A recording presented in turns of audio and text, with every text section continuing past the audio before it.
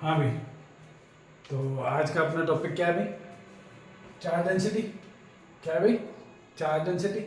अच्छा, charge density को कितने पार्ट में डिवाइड किया अपन ने? लास्ट लेक्चर में अपन ने बोला था कि चार्ज डेंसिटी को अपन 3 पार्ट में डिवाइड करते। कितने पार्ट में डिवाइड करते भाई? 3 पार्ट में। क्या क्या? पहला लीनियर चार्ज डेंसिटी, दूसरा सरफेस चार्ज डेंसिटी और तीसरा वॉल्यूम चार्ज डेंसिटी। ठीक, अब हेडिंग लगाओ। First, linear charge density. Notes बनाते चलना भाई। Linear charge density. Linear charge density क्या होती है? देखो, इसको डिनोट करते हैं अपन लैम्डा से। किससे डिनोट करते हैं? लैम्डा से। लैम्डा इक्वल टू होगा Q by L. Lambda equal to क्या होगा? Q by L. क्यू मतलब टोटल चार्ज। क्यू मतलब क्या है? Total charge. और ये क्या है? एल क्या है? Length of conductor. क्या है ये? Length of conductor. जैसे मान लो कि एक वायर है, ठीक, इसकी लेंथ एल है और इसके ऊपर चार्ज क्यू है। चार्ज कितना है? क्यू है। तो जो लीनियर चार्ज डेंसिटी होगी उसको कैसे डिनोट करेंगे? Total charge by total length of the conductor. किस? ठीक, इसकी अगर मैं यूनिट की बात करूं, किसकी बात करें भाई? यूनिट की बात करें तो यूनिट की अगर बात करूं तो क्या हो जाएगा? Coulomb per metre. क्या हो जाएगी? Coulomb per metre. अगर मैं डायमेंशन की बात करूं तो डायमेंशन देखो, कूलम की क्या हो जाएगी? A1 T1, है ना? क्योंकि Q इक्वल टू क्या होता है? I इंटू टी होता है। I का क्या होता है? A और T का कैपिटल T। ठीक, अपॉन L1। M के क्या होता है? L1। ये ऊपर जाएगा तो ये हो जाएगा L-1 A1 T1। आई बात समझ कि नहीं? बिल्कुल सिंपल। अब मान लो, लिखो, देखो इसको लिखो, ठीक है। अब देखो, अब अपन क्या करते हैं कि ये जो एल लेंथ का वायर है, एल लेंथ का जो वायर है, इसको मैं ऐसे दोनों साइड से पकड़ के ऐसे घुमा के ऐसे इसको दोनों साइड से ज्वाइन कर दूं ऐसे। ठीक, मान लो कि इसकी रेडियस हो गई ये आर। ये पूरा ऐसे वायर है, मोटा है, तो इसको ऐसा मत समझना कि ये दो है। दो नहीं है, ये एक वायर है। ठीक है, इसकी रेडियस मान लो आर है, तो एल इक्वल टू कितना आ जाएगा? 2 पाई आर। आएगा कि नहीं आएगा? एल इक्वल टू कितना आ जाएगा? 2 pi R. Simple. L equal to कितना जाएगा? 2 पाई आर। तो लेमडा इक्वल टू क्या हो जाएगा?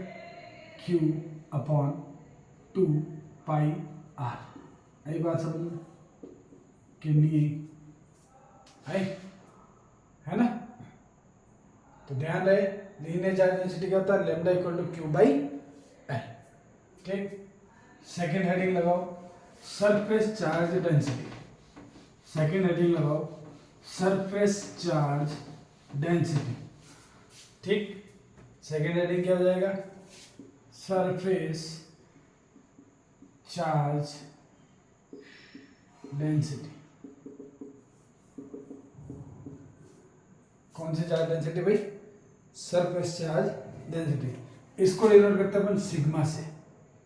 Q by A. ए मतलब area of surface, area of surface, और Q क्या हो जाएगा? Total charge. आई बात समझ? बिल्कुल सिंपल। मान लो कि ये कोई एक पतरा है, ठीक, कोई शीट है, ठीक, तो ये क्या हो गया? इसका सरफेस हो गया। क्या हो गया? ये इसका सरफेस। इसके अंदर मान लो टोटल चार्ज Q है, इसका एरिया A है, तो सिग्मा क्या आएगा? Q by A. Q by A मतलब अगर कोई प्लेन है, ये जैसे ये प्लेन है, तो इस प्लेन में ये जो चीज बनी इसको एरिया बोलते हैं। ये सरफेस होता है। क्या होता है ये? सरफेस। सरफेस हमेशा दो एक्सिस से मिलकर बनती है। कितने एक्सिस से मिलकर बनती है भाई? 2 एक्सिस से मिलकर बनती है। सरफेस हमेशा कितने एक्सिस से मिलकर बनती है? 2 एक्सिस से। ठीक है, तो सिग्मा इक्वल टू क्या हो जाएगा, क्यू बाई ए। ठीक, अगर मैं इसके यूनिट की बात करूं, किसकी बात करें, यूनिट की बात करें, तो ये क्या हो जाएगा, कूलम अपॉन मीटर स्क्वायर। और अगर मैं इसकी डायमेंशन निकालूं तो डायमेंशन क्या आएगा, L-2 A1 T1 आएगा कि नहीं आएगा, आएगा। बात समझ में आई कि नहीं? ठीक, ये तो सिंपल है। अब अगर मान लो कि ये जो सरफेस है ना, ये रेक्टेंगुलर है और ये विड्थ इसकी b मान लेते हैं, ये विड्थ मान लेते हैं अपन a, तो इसका एरिया क्या आएगा, a क्रॉस b आएगा कि नहीं आएगा। तो सिग्मा की वैल्यू कितनी आएगी, q upon a cross b आएगी। अगर ये स्क्वायर होता, क्या होता, स्क्वायर होता, और अगर इसके स्क्वायर की एक साइड a होती तो सिग्मा कितना आता, q बाई ए स्क्वायर।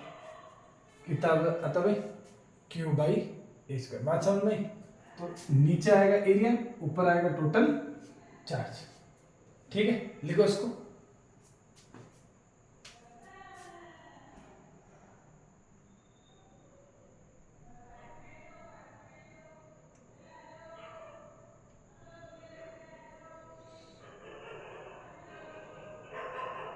ठीक है, अब इसमें एक नोट लगाओ। क्या लगाओ भाई, नोट। देखो, अपन बात कर रहे हैं डेंसिटी की। किसकी बात कर रहे हैं, डेंसिटी की। तो जो प्लेन सरफेस होगी, कैसी सरफेस होगी, प्लेन, उसकी डेंसिटी आएगी मिनिमम। क्या आएगी भाई, मिनिमम। प्लेन सरफेस की डेंसिटी कितनी आएगी, मिनिमम। और जो शार्प पॉइंटेड सरफेस है, उसकी डेंसिटी आएगी मैक्सिमम। ये दो पॉइंट याद रखना कि जो प्लेन होगा उसकी डेंसिटी आएगी मिनिमम, और जो शार्प पॉइंटेड सरफेस होगी उसकी डेंसिटी क्या आएगी, मैक्सिमम। क्या आएगी भाई, मैक्सिमम। ये दो पॉइंट याद रखना। ये रेक्टेंगल है, ये स्क्वायर है। ठीक, तीसरी हेडिंग लगाओ, वॉल्यूम चार्ज डेंसिटी। अब तुमको दो करने के बाद तीसरा पता लग ही गया होगा, है भाई, पता तो लग ही गया होगा, बिल्कुल सिंपल है। ठीक है, वॉल्यूम चार्ज डेंसिटी क्या हो जाएगा, rho equal to charge upon volume, charge upon volume. ठीक, यूनिट क्या हो जाएगी, coulomb per metre cube. Dimension क्या हो जाएगी, L-3 A1 T1। कोई दिक्कत, जैसे मान लो कि कोई स्फीयर है, क्या है भाई, स्फीयर है, तो इसका जो वॉल्यूम आएगा वो कितना आएगा, 4/3 पाई आर क्यूब आएगा कि नहीं आएगा, स्फीयर का वॉल्यूम। ठीक है, तो जो इसका जो रो आएगा वो कितना आएगा, Q/4/3 पाई आर क्यूब। 3 ऊपर चला जाएगा तो 3Q upon 4 pi R cube. आई बात समझ में, है ना, बेसिक बात है। ठीक, स्फीयर है ये, क्या है ये, स्फीयर है। ठीक है, लिखो इसको।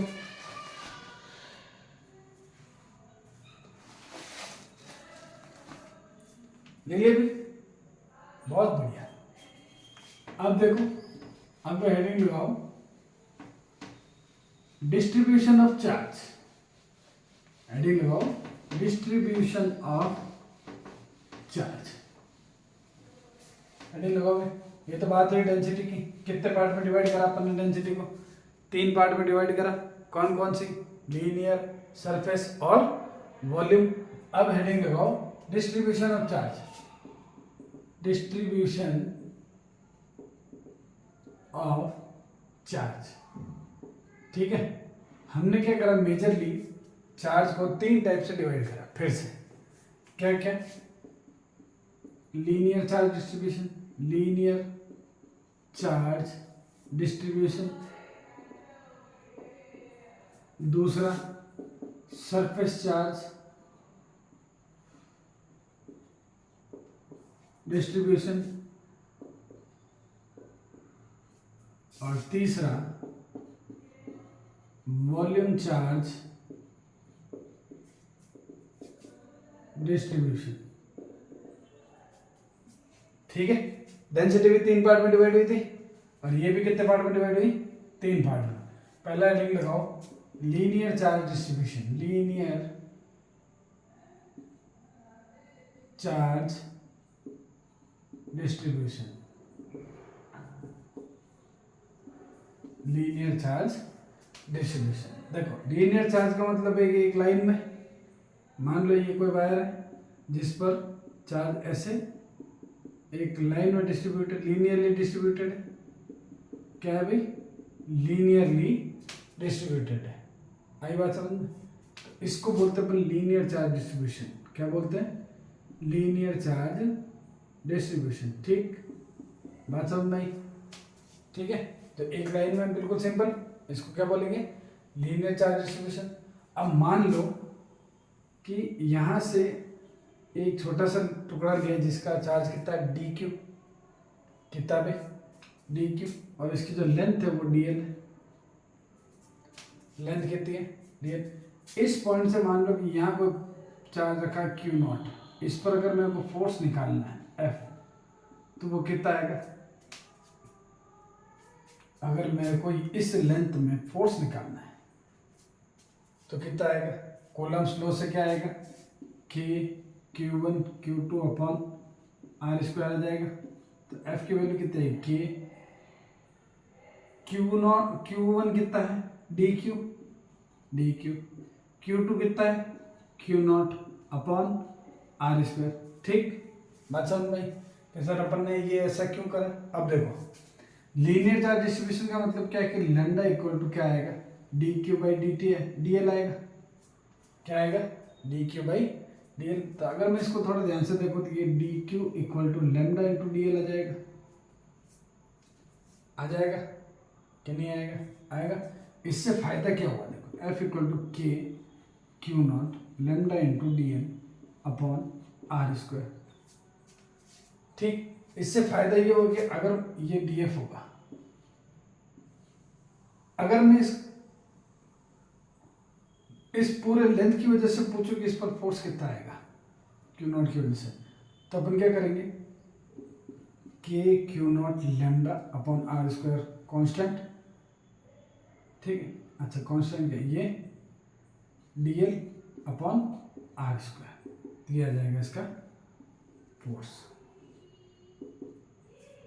आई बात समझ में कि नहीं? बिल्कुल सिंपल है, कोई समस्या होनी नहीं चाहिए इसमें। ठीक है, अपन यहाँ ये मान के चल रहे, देखो इसमें 2 कंडीशन है। क्या कंडीशन है?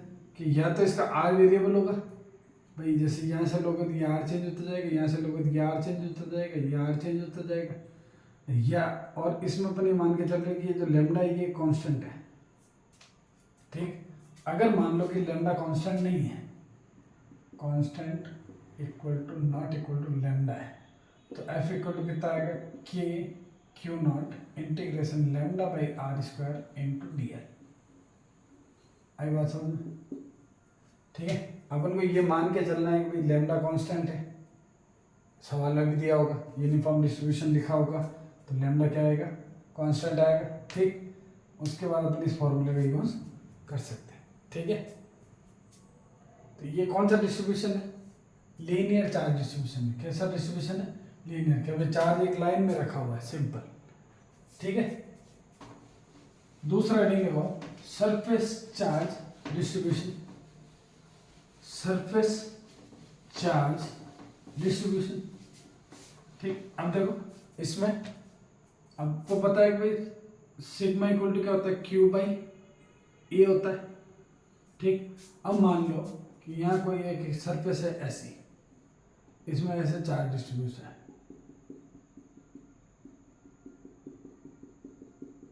ठीक है भाई,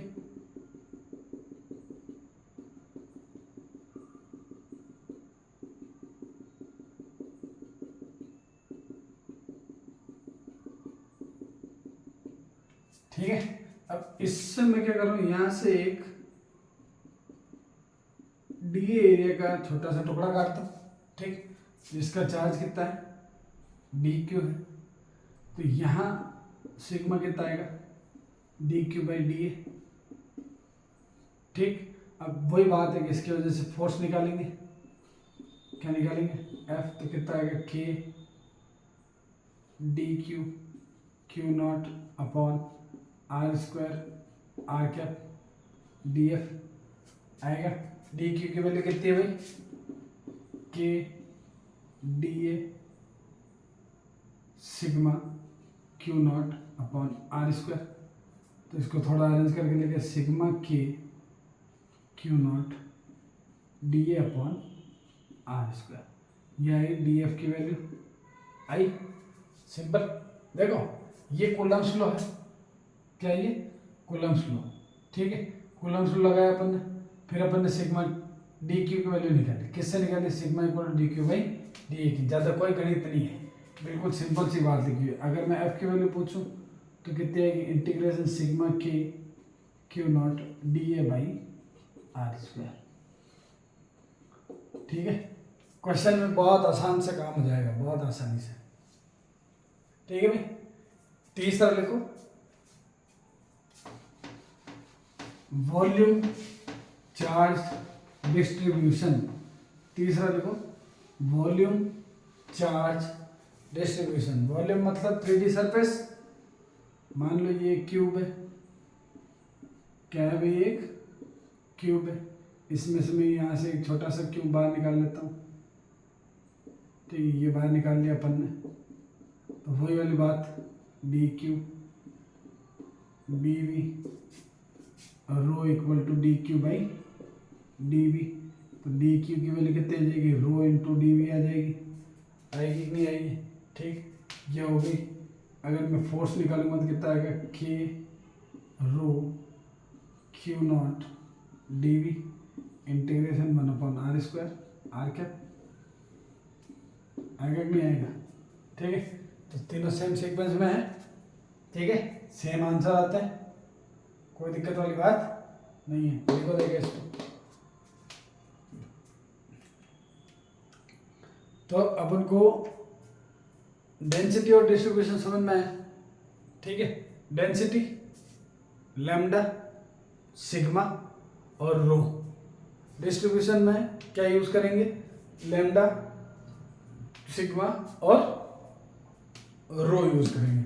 कोई ज़्यादा दिमाग लगाने वाली बात नहीं, ठीक। आराम से इसको नोट्स में उतारते जाते। देखो इम्पोर्टेंट बात ये है कि तुम, सबसे इम्पोर्टेंट बात क्या है तुम्हारे लिए, देखो ऑनलाइन जो भी पढ़ते हैं उसके लिए प्रॉब्लम क्या है कि वो क्या करता है कि वीडियो को देखता है, सुनता है, कभी 2x पे देखता है, कभी 1.5 पे देखता है, ठीक है, लेकिन उसके साथ प्रॉब्लम ये है कि वो प्रॉपर नोट्स नहीं बनाता, ठीक है।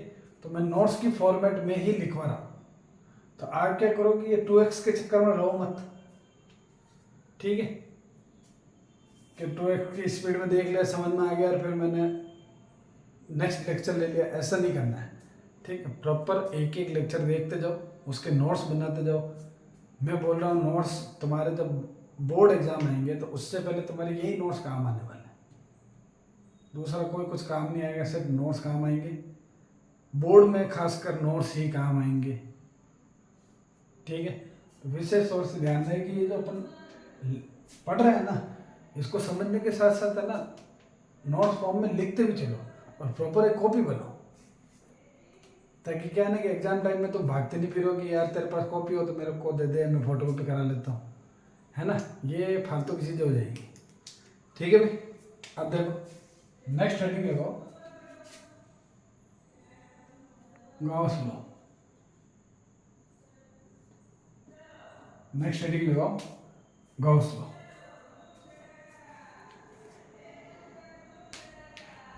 देखो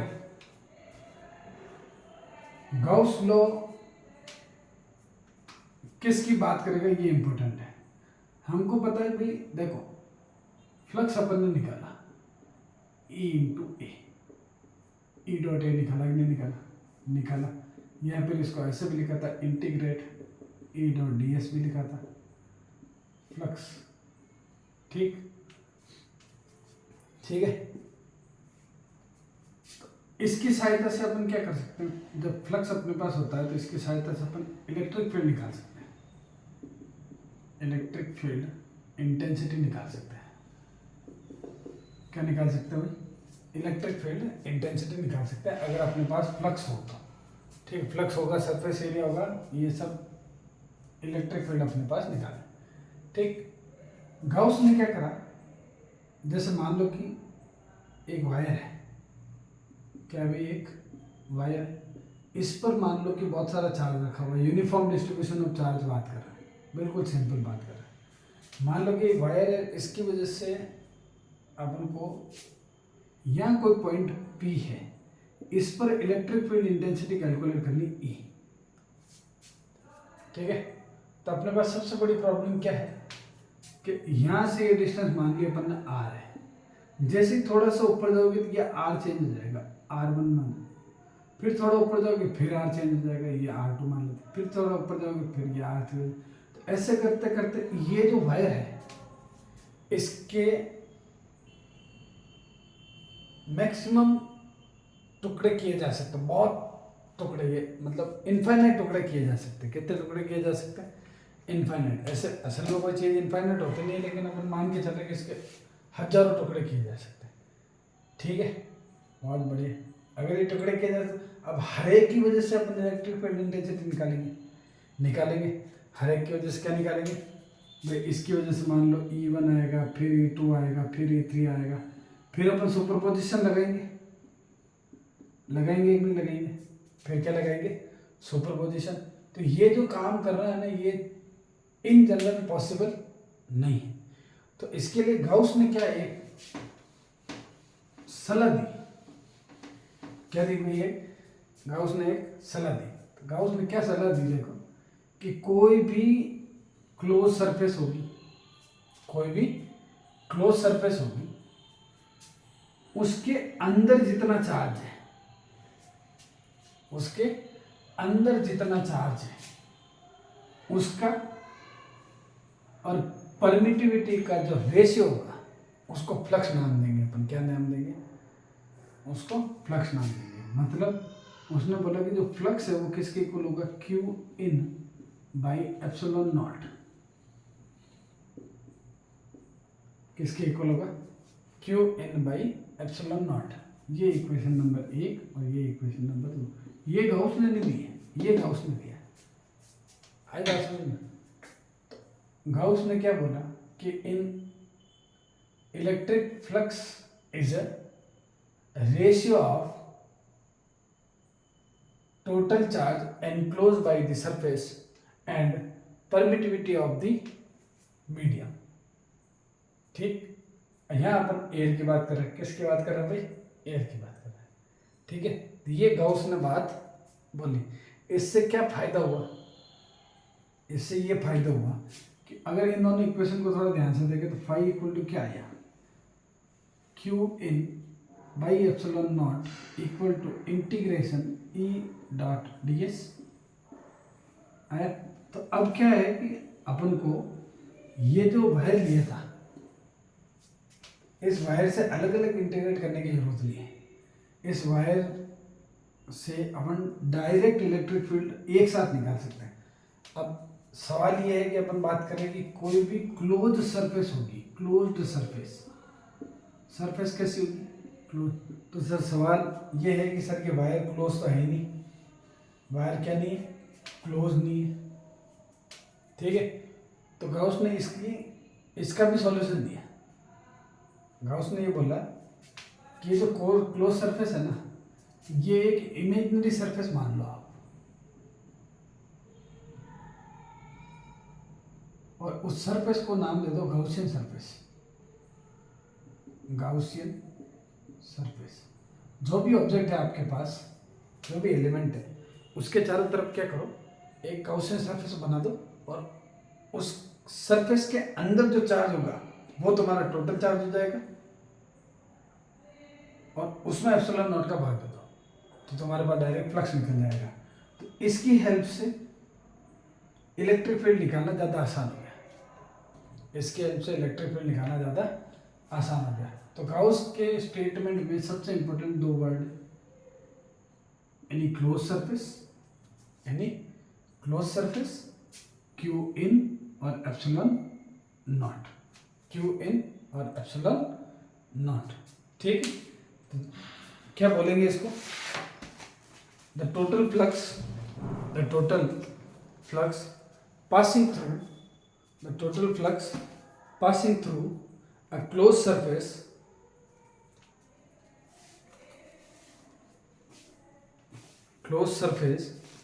kept in an electric field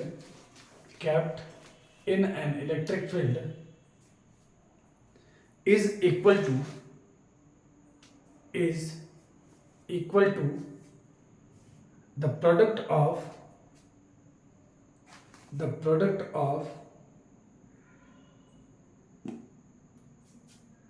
net charge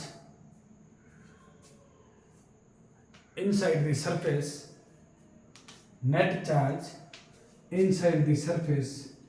and 1 upon epsilon naught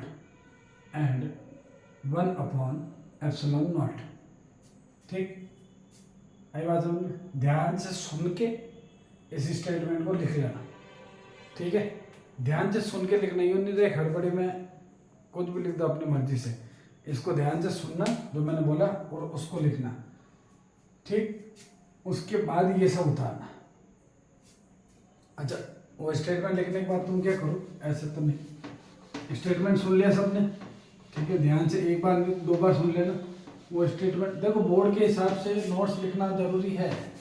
statement लिख लिया, ठीक, उसके बाद क्या लिखो, phi equal to Q in by epsilon naught, phi equal to Q in by epsilon naught, where Q in is total charge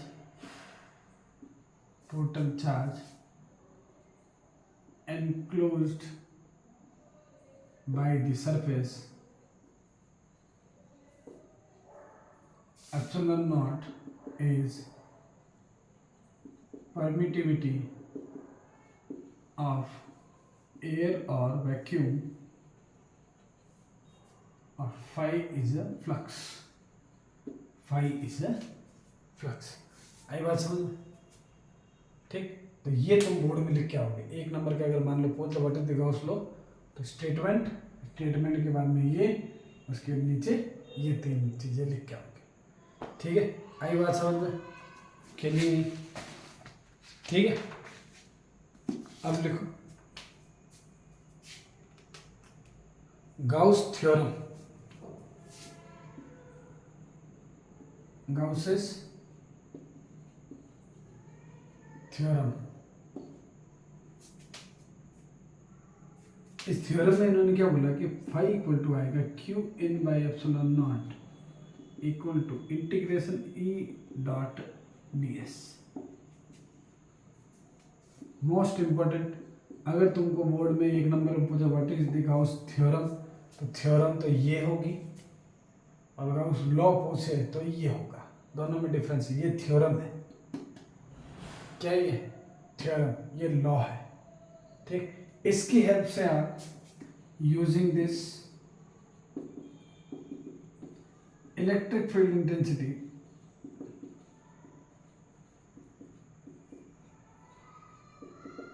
can be calculated,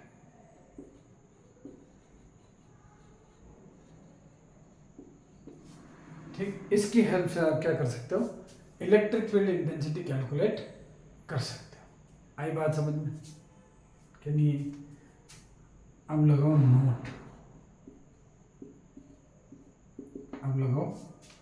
note, और लिखो important facts about Gauss law, ठीक है। ये पढ़ेंगे अपन कल next lecture में, ठीक है। ज़्यादा बड़ा लेक्चर नहीं है। देखो तुम ध्यान से देखोगे, चीज़ों को लिखोगे, तो तुम्हारा एग्ज़ाम बहुत अच्छा निकलेगा। डिसिप्लिन मेंटेन करना ज़रूरी है, इम्पोर्टेंट है, ठीक। मैं लगभग रोज़ एक वीडियो अपलोड कर रहा हूँ, ज़्यादा लेंथ नहीं है उसकी, और उसमें किसी तरह की कोई ज्ञानबाजी नहीं है, सिर्फ और सिर्फ सब्जेक्ट पढ़ाया जा रहा है। ठीक, अगले 3 लेक्चर में ये चैप्टर खत्म हो जाएगा, उसके बाद करेंगे अपन इसके न्यूमेरिकल। ठीक है, भर भर के न्यूमेरिकल करेंगे, चिंता मत करो। ठीक, उसके बाद लेंगे अपन एक रिवीजन क्लास, जिसमें अपन पूरे सब्जेक्ट पूरे चैप्टर को रिवाइज करेंगे। ठीक, फिर अपन नेक्स्ट चैप्टर चालू करेंगे। ओके, मिलते हैं नेक्स्ट वीडियो में।